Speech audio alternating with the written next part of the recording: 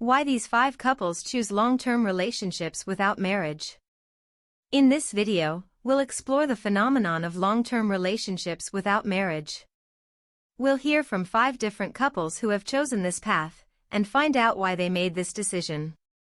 If you're in a long-term relationship and wondering if marriage is really necessary, or if you're just curious about alternative relationship styles, this video is for you.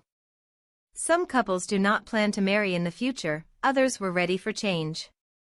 Number 1. Everyone thinks that they don't call me to marry and I'm very unhappy. Alina. In a relationship for 5 years, she categorically does not want to get married. In general, we have been living as a family for a long time. But I see no reason to emphasize this officially. I do not want to sign under any circumstances. But my partner wants. So far, it saves the situation that he is 10 years younger than me and thinks that the wedding will be later. Yesterday, for example, he said that he would like to arrange a holiday in nature. But I honestly told him at the very beginning of the relationship, we will never get married. And we will never have children either. I think, over time, he will understand that he does not need a wedding either. Or not understand, but that will be another conversation.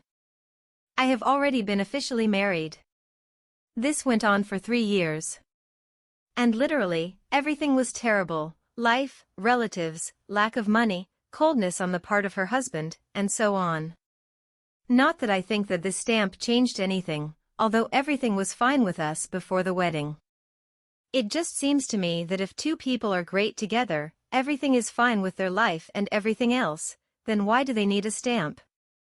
If everything is bad, then even more so marriage will not fix it, but aggravate it.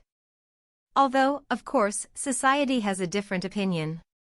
These questions come up at every party. And how many times have I been asked about marriage and children? When I got divorced and started a new relationship? Naturally, everyone thinks that they don't call me to marry and I am very unhappy. I want to stay in this relationship for a long time, even forever. But I won't go to the registry office anymore. I think that an adult self-sufficient person simply does not have arguments in favor of such an act. Number 2. Each of us is an inveterate bachelor. We didn't get married and we don't plan to, because we don't plan to live together. And getting married and living separately is more difficult than if you just don't change anything. During all these years we live separately, with the exception of one period of about 6 months. We wanted to see if living together would be more profitable. The expenses turned out to be about the same, so there was no point in moving in. And we do not want to adapt to the other person. My boyfriend thinks it makes sense to get married for the kids. But I don't want children. It seems to me that it makes sense to get married for some legal representation, for example, the right to visit a hospital. But it will be true in old age. And it probably won't work for me. By the way, I would like a wedding as a holiday, however, without marriage after. But at the same time, I was less than 30. So from this point of view, it is too late to change anything. Relatives are disapproving of such a choice, but silent. Most likely, I have already been given a cross. Well, men are less pressured in this regard. Be that as it may, it is unlikely that we will ever get married. Number 3. Both of us don't mind getting married even though we haven't done so yet. We discussed the issue of marriage as soon as we started dating. I was 24 years old. I was already married, I have a child, and I did not want to get married. He was also married and has a child. He believed that he was in a hurry with the marriage, and he was disappointed in all this. So our vision is the same. The only thing I later regretted was that in the conversation I did not immediately note that in the future, perhaps, I would change my mind. People do change with age. I hoped he understood that. And in the future, my desires changed, and I wanted to get married. Firstly, I want a child, and here it is better to be married.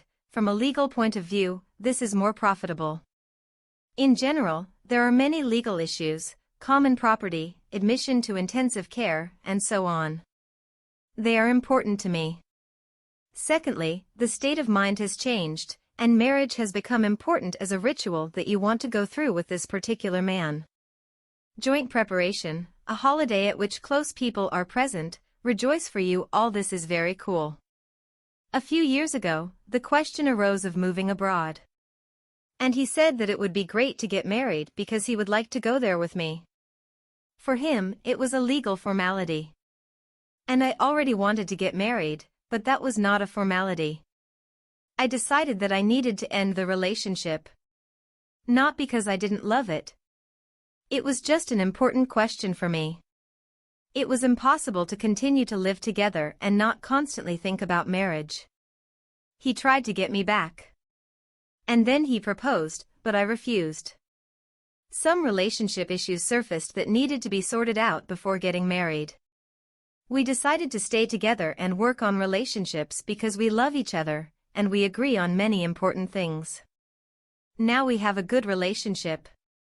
And we both do not mind getting married, although we have not done so until now. Number 4.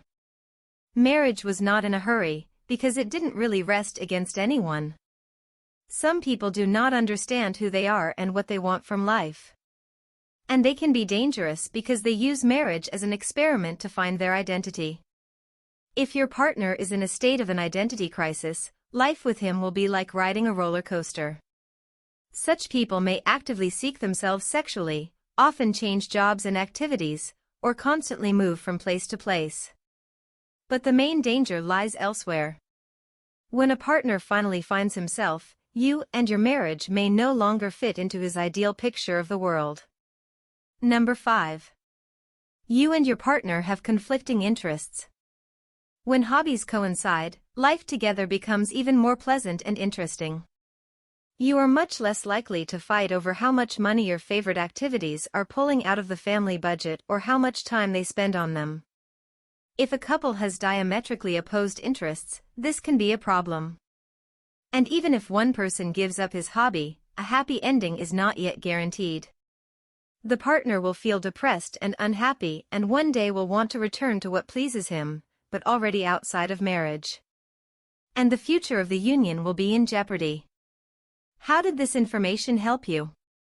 Comment us to improve Setflix channel. Please take a quick moment to subscribe to the channel and remember to click on the bell icon so you stop missing out on awesome free giveaways. You're the best. Thank you for watching this video along with useful feedback. Have a wonderful day.